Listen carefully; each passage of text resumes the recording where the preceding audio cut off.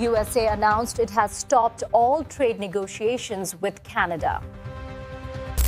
Here are your national headlines this morning. USA says he's ending all trade negotiations with Canada. You're scrolling through your morning news when you see it. President Trump ends all trade talks with Canada.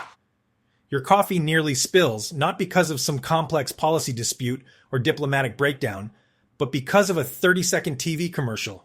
A single ad that managed to do what months of negotiations couldn't. It exposed the fragility of a superpower's ego. And it all started with the voice of Ronald Reagan echoing across American living rooms, speaking words that Trump desperately wished had never been recorded. The ad was simple, almost too simple. Ontario's government had spent $75 million to remind Americans of something their own conservative hero once believed. Free trade isn't just good policy, it's the backbone of prosperity. The commercial opened with Reagan's unmistakable voice from a 1987 radio address, calm and presidential, warning Americans that tariffs were nothing more than a hidden tax on everyday families. No flashy graphics, no dramatic music, just Reagan's words, cutting through decades of political noise to land squarely in the present moment. For most viewers, it was a history lesson. For Donald Trump, it was a personal attack. Within hours of the ad airing across major American networks, Trump's fingers were flying across his phone. He posted not once, not twice, but multiple times throughout the early morning, each message more furious than the last. He called the ad fraudulent. He accused Canada of lying about Reagan's legacy. He claimed the former president had actually supported tariffs, despite the fact that anyone with an internet connection could verify Reagan's actual words in about 30 seconds. But facts weren't the point. Image was. And that image had just been shattered by Reagan's own voice. Trump's anger wasn't just about economics. You could hear it in every misspelled tweet, every contradictory statement. He felt mocked, undermined, cornered by an ally he thought he could intimidate. The ad didn't criticize him directly, which somehow made it worse. It let history do the talking. And history, as it turned out, wasn't on his side. Reagan's speech still existed in full, archived and undeniable. The words were clear. Protectionism always backfires. That truth struck deeper than any political opponent's attack ever could. So Trump did what he does best when cornered. He lashed out. By sunrise, he had officially ordered an end to all trade negotiations with Canada. Months of progress, countless hours of technical discussions about steel, aluminum, and energy. All of it halted. Not because of policy, because of pride. Now here's where it gets interesting, because while Trump was busy rewriting history on social media, Mark Carney was doing something far more dangerous. He was staying calm. Watching the White House spin itself into chaos gave Carney and his team exactly what they needed: moral high ground. And in diplomacy, that's worth more than any tariff threat. When reporters finally cornered Carney for a response, he didn't take the bait. He didn't mention Trump's name, didn't engage with the social media storm. Instead, he spoke about the 1980s, about how U.S. trade policy used to reflect shared prosperity. His tone was measured, almost academic, but every diplomat in the room understood the subtext. Reagan's America built partnerships. Trump's America was burning them down. The shift from cooperation to confrontation, Carney said quietly, has forced Canada to adapt. And adapt they had. That's the part Trump seemed to miss entirely. Canada wasn't the same country it had been even 5 years ago. While Trump was busy threatening tariffs and walking away from tables, Carney's government had been quietly strengthening ties with Europe, deepening partnerships with Japan and India, and expanding economic connections with China.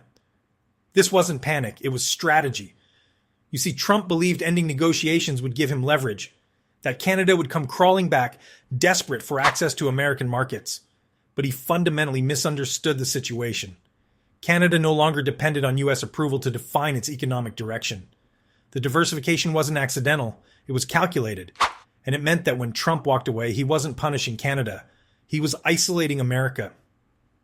Back in Washington, Kevin Hassett tried to do damage control.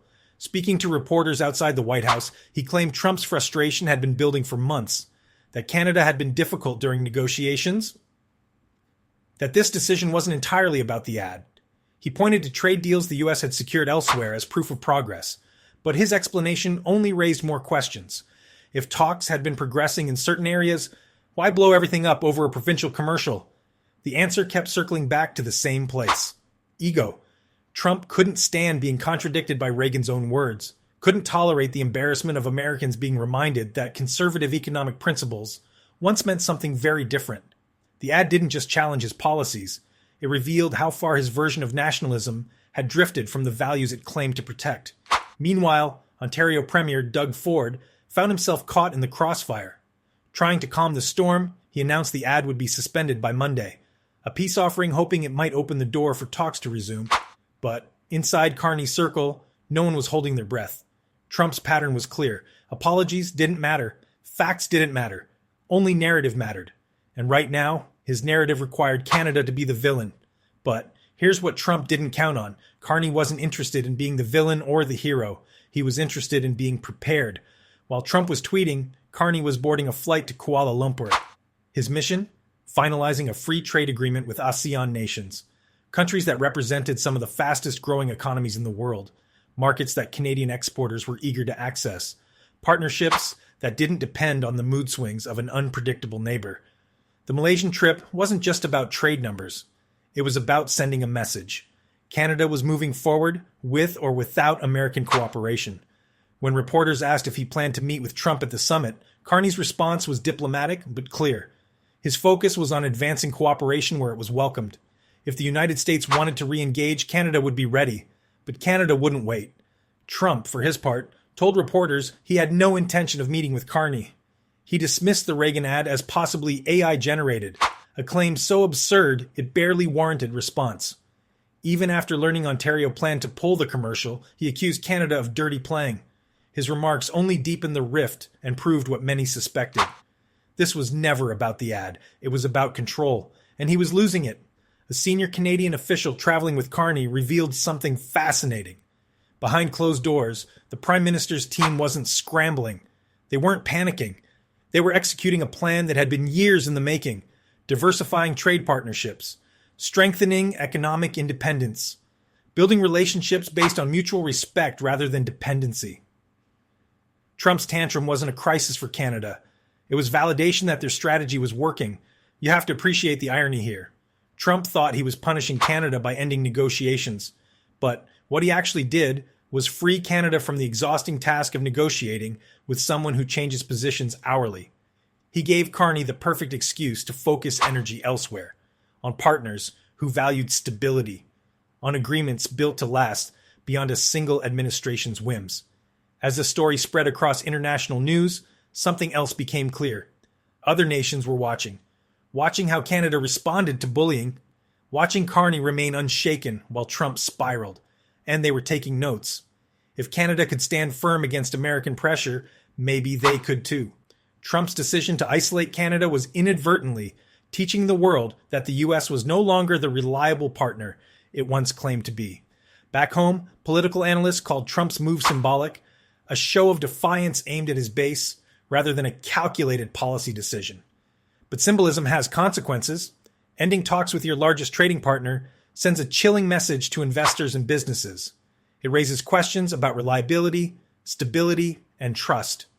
Questions that don't disappear just because a president wants them to. Meanwhile, that Reagan ad kept echoing in people's minds, not because it was particularly creative or innovative, but because it spoke a simple truth that Trump couldn't spin away. Tariffs are a hidden tax. They hurt American families. They damage American businesses. And pretending otherwise doesn't change economic reality.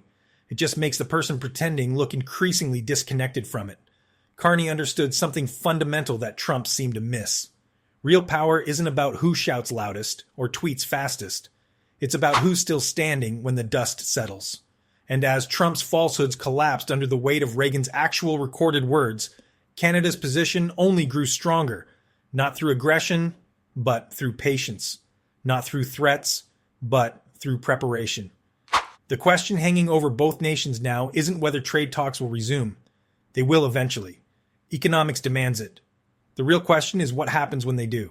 Will Trump have learned that intimidation doesn't work on a country that's no longer economically dependent on American approval? Will he recognize that walking away from the table weakened his position rather than strengthened it? Or will he keep rewriting history, insisting Reagan meant something other than what he clearly said? Keep blaming allies for his own strategic failures? Keep mistaking noise for power? Because here's what this entire episode revealed. One leader wielded anger as a weapon. The other wielded history as a shield. One sought headlines. The other earned respect.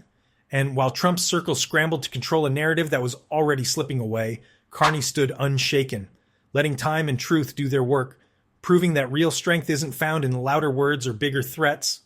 It's found in standing tall when others falter. Trump may have walked away from the negotiating table, but Canada hasn't. And that difference, whether it be more than any trade agreement or tariff rate, tells you everything you need to know about which country understands power and which one is just performing it. What do you think about how this played out? Have you ever seen a 30-second commercial cause this much chaos? Drop your thoughts below. And if you found this deep dive valuable, make sure you're subscribed, because political storms like this, they're just getting started. If you enjoyed the video, hit the subscribe button and turn on notifications so you don't miss any new videos.